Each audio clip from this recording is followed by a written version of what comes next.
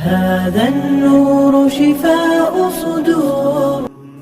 ای نام تو بهترین سرآغاز، به نام تو کی نامه کنم باز. اما بعد حاتم اصم میگوید من وقتی که برای ادای نماز بلند میشوم، خانه کعبه را روبروی خود و بهشت را در سمت راست و جهنم را در سمت چپ خود و فرشته مرگ را پشت سر خود تصور میکنم و تصور میکنم که در سر پل صراط ایستادم و با این فکر نماز خود را شروع میکنم که شاید این آخرین نماز من باشد و نمیدانم آیا خداوند از من قبول میکند یا نه.